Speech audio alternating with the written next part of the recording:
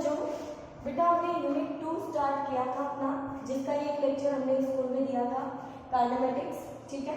आज हम उसका नेक्स्ट टॉपिक डिस्कस करेंगे, distance. What is distance? Distance क्या होता है, ठीक है। सबसे पहले जो भी बॉडी होती है, जो भी बॉडी आपने कंसीडर कर रखी है, उसने जो एक्चुअल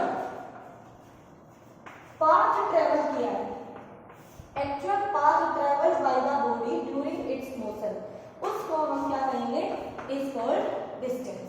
डिस्टेंस जो है वो हमारी स्केलर टर्म है, स्केलर क्वांटिटी है। आपको आगे समझ में आ जाएगा कि स्केलर क्वांटिटीज को हम क्यों कह रहे हैं, ठीक है। जैसे ये A पॉइंट है, इनिशियल पॉइंट है, ये B पॉइंट है, फाइनल पॉइंट है। यहाँ पर आप अपना घर मान सकते हो, ये हमारा घर है, होम, और ये हमारा स्कूल है। तो सभी बच्चे अपने घर से स्कूल जा रहे हैं। एक बच्चा ऐसे चल के पहुंचा है, एक बच्चे का घर ये रास्ता था, दूसरे ने ये फॉलो किया, तीसरे ने ऐसे फॉलो किया। तो फर्स्ट, सेकंड, थर्ड हर बच्चे के लिए जो पाथ है, जो एक्चुअल पाथ ट्रैवल करके आए हैं, वो सभी के लिए क्या है? डिफरेंट है।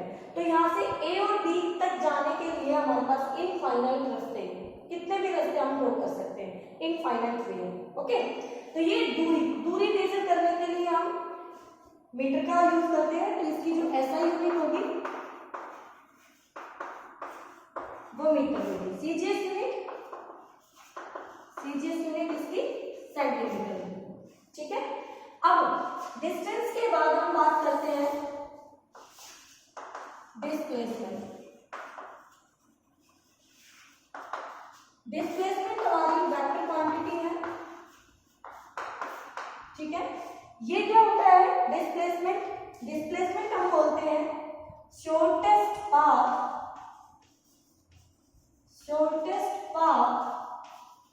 Travelled by the body during its motion.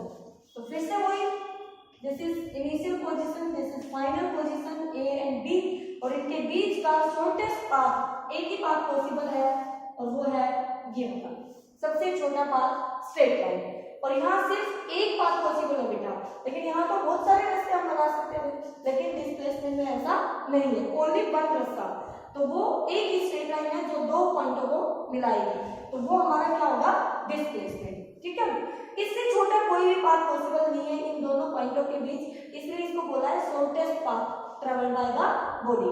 अब देखिए, इसको स्केलर और इसको वेक्टर क्यों कह रहे हैं, यानी डिस्टेंस स्केलर क्यों है? देखो बेटा, जब आप फर्स्ट पाथ को फॉलो कर रहे हैं तो इस पॉइंट पर आपकी डायरेक्शन ये है, इस पॉइंट पर डायरेक्शन ये है। जहां भी डायरेक्शन शो करनी है आप टेंजेंट ड्रॉ करते हैं, यहाँ पर ये है, यहाँ पर ये है, यानी कि आप हर पॉइंट पर अपनी डायरेक्शन को चेंज करते हुए जा रहे हो। तो क्या एक डायरेक्शन में आप A और B के बीच में क्या एक डायरेक्शन डिफाइन कर सकते हो कि हमने इस डायरेक्शन के अलोंग हम चले? नहीं कर सकते, स्पेसिफाई नहीं कर सकते। तो इसलिए ये जो क्वांटिटी है सिर्फ मैग्नीट्यूड रखती है, इसके पास एक फिक्स डायरेक्शन नहीं है, तो हम इसको क्या कहेंगे?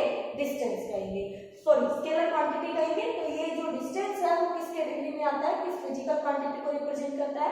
ये स्केलर क्वांटिटी को रिप्रेजेंट करता है। अब बात करते हैं डिस्प्लेसमेंट की। डिस्प्लेसमेंट में हम A पॉइंट से चले B पॉइंट तक, तो हर पॉइंट पर आपकी एक ही डायरेक्शन शो होगी। तो A से B की तरफ आप जा रहे हो, A इनिशियल पोजीशन है आपकी और B फाइनल पोजीशन है, तो A B वेक्टर ऐसे रिप्रेजेंट करते हैं। तो टेल वहां आएगी जहां इनिशियल है और हेड वहां आएगा जहां फाइनल है। तो A B वेक्टर आपका डिस्प्लेसमेंट को रिप्रेजेंट करता है, ये आपका डिस्प्लेसमेंट होगा बॉडी का। डिस्प्लेसमेंट भी एक दूरी है, इसलिए इसकी यूनिट भी क्या हो गई? SI unit, metre, CGS unit, centimetre, okay. तो दोनों की यूनिट कॉमन होगी, दोनों की यूनिट सेम है, मीटर। अब बेटा देखिए, डिस्टेंस जो है वो एक चलते हुए बॉडी के लिए, मूविंग बॉडी के लिए कभी भी जीरो नहीं हो सकता। Distance not equal to zero for a moving body, ठीक है। इसके बाद डिस्टेंस कभी भी नेगेटिव नहीं हो सकता, डिस्टेंस आपका नेगेटिव नहीं हो सकता, ऑलवेज पॉजिटिव, ऑलवेज पॉजिटिव। मतलब आपके पास मैं ग्राफ शो करती हूँ। जैसे ये आपका टाइम है और ये आपका पोजीशन है, ठीक है।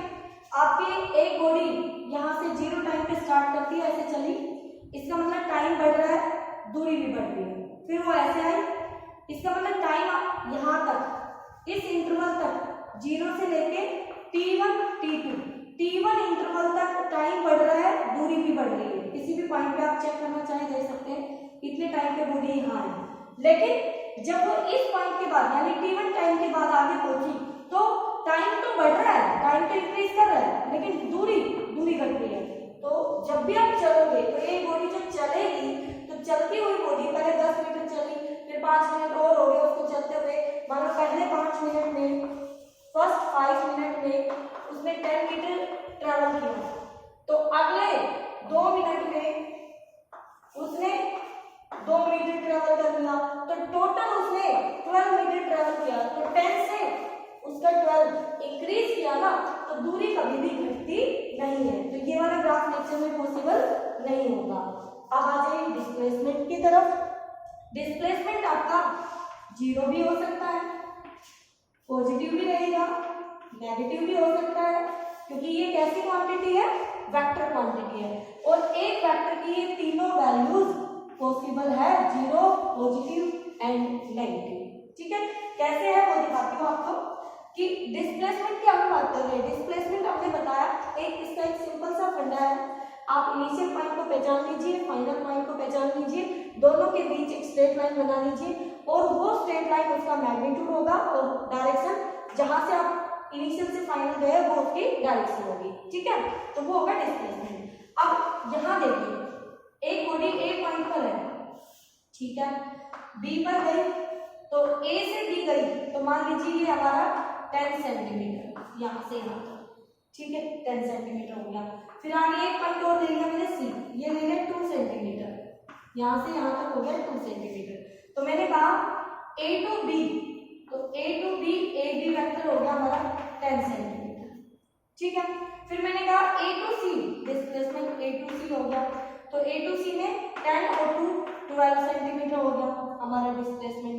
फिर हमने कहा A to A, मतलब A to A, पहले A से B गया, फिर B से C गया, फिर वापस A पर आ गया। तो जब दोनों पॉइंट, कौन से दोनों पॉइंट बेटा, initial position and final position, जब दोनों पोजीशन कंबाइन हो जाए यानी कि एक ही पॉइंट पर आ जाए, मर्ज हो जाए, तो डिस्प्लेसमेंट आपका 0 हो जाएगा।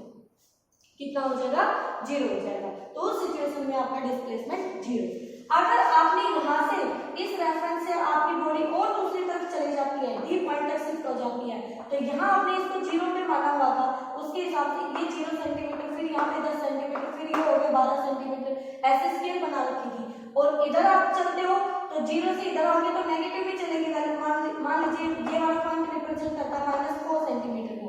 अब आपका पॉइंट ए से स्टार्ट किया, बी पे गया, बी से सी पे गया, सी से वापस ए पे आया, फिर डी पर आया, तो फाइनली एडी जो डिस्प्लेसमेंट होगा, एडी का मतलब वो ए उसका इनिशियल और डी उसका फाइनल, तो ए इनिशियल और डी फाइनल, तो ये जो 4 आया -4, ये उसका रिप्रेजेंट करेगा कि भाई आपने 4 सेंटीमीटर किस डायरेक्शन में तय किए हैं। ठीक है, तो ये नेगेटिव उसकी डायरेक्शन को रिप्रेजेंट करेगा, डायरेक्शन को बताएगा।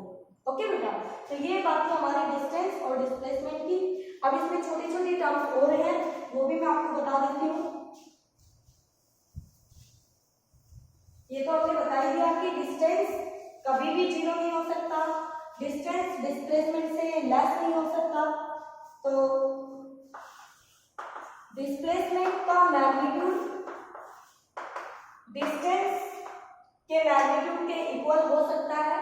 तो डिस्प्लेसमेंट हमेशा इससे छोटा होगा, तो ये चीज आप ऐसे लिख सकते हो, डिस्प्लेसमेंट के मैग्नीट्यूड का रेशियो डिस्टेंस के साथ या तो 1 से कम आएगा या 1 के इक्वल आ सकता है। ठीक है, उसके अलावा अब हम इसमें बात कर लेते हैं कि 1 डायमेंशनल मोशन क्या होते हैं, 2 डायमेंशनल मोशन क्या होते हैं, 3 डायमेंशनल मोशन क्या होते हैं, यानी 3 टाइप मोशन के हम डिस्कस कर लेते हैं। मोशन, अगर कोई बॉडी स्ट्रेट लाइन में चले तो वो 1D मोशन शो करती है, तो वो 1D मोशन शो करती है, वो स्ट्रेट लाइन उसकी कहीं भी है, ठीक है। क्योंकि कोऑर्डिनेट जो एक्सिस होती है, ये जो आप यूज करते हो coordinate axis x y z, जिसका ये ओरिजिन आप लेते हो, कोऑर्डिनेट एक्सिस की हेल्प से आप किसी बॉडी का उसका पोजीशन बताते हो, उसकी लोकेशन बताते हो, उसकी दूरी बताते हो, ठीक है।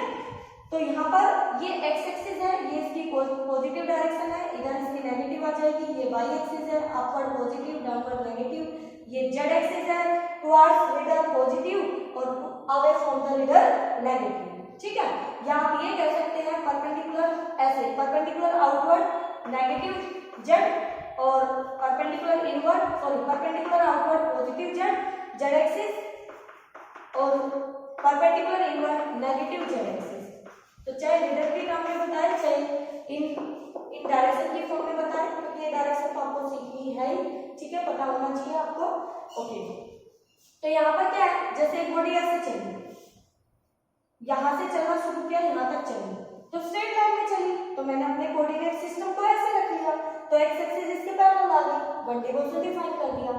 अगर ऐसे चलती है तो मैं y वाले कोऑर्डिनेट इसके पैरेलल ले आई, तो y का लॉन्ग कंसीडर कर लूंगी। अगर वो ऐसे चलती है बॉडी, तो मैं अपने कोऑर्डिनेट सिस्टम को इसी के लॉन्ग, इसी के हिसाब से ले लूंगी। तो जब भी कोई बॉडी स्ट्रेट लाइन में चलती है तो वो अपना 1D मोशन शो करती है, ठीक है। अगर कोई बॉडी प्लेन में चलते हुए, प्लेन में चलते हुए मतलब प्लेन में अपना मोशन शो कर रही है, लेकिन उसका पाथ स्ट्रेट लाइन नहीं है,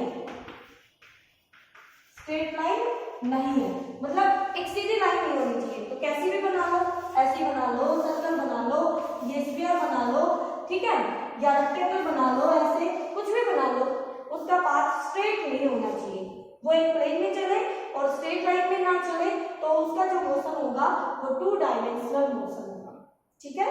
अब 3 डायमेंशनल मोशन के लिए कोई बॉडी स्पेस में उड़ती है, जैसे आप मॉस्किटो का ले लीजिए, मक्खी का मोशन ले लीजिए, पतंग काइट का मोशन ले लीजिए, एरोप्लेन का मोशन डिपेंड करता है, ठीक है, कि वो किस तरह चल रही है, तो उसके हिसाब से कोऑर्डिनेट एक्सिस को हम मान के बता सकते हैं कि उसका मोशन कैसा होगा। ओके, तो ये हमारे 3 तरह के मोशन थे इसमें, वन डायमेंशनल मोशन, तो इसमें आप ले सकते हैं कि एक मैन है, वो एक स्ट्रेट रोड पे चल रहा है, ये एक कार है, नैरो रोड के ऊपर मूव कर रही है। 2D में आप कह सकते हैं कि भाई जो आपकी लिजार्ड होती है, छिपकली जो दीवार के ऊपर चलती है, रेंगती है, तो उसका मोशन भी 2 डायमेंशनल में ले सकते हैं। और भी बहुत सारे हैं, सर्कुलर मोशन भी बता सकते हैं, body moving on a circle, तो वो भी उसका 2 डायमेंशनल मोशन होगा। 3D के लिए मैंने आपको बता ही दिए हैं एग्जाम्पल, ठीक है, मॉस्किटो का ले सकते हैं, काइट का मोशन ले सकते हैं, तो ये इसके 3 डायमेंशनल मोशन हो जाएंगे। ओके बेटा, तो यहाँ तक आप इसको अच्छे से करना, और इसमें अगर कोई डाउट होता है तो आप पूछ सकते हो। इसके बाद इसमें हम डिस्कस करेंगे डिस्टेंस और डिस्प्लेसमेंट के न्यूमेरिकल, तो वो आपको फिर नेक्स्ट वीडियो में मिलेगी। ओके।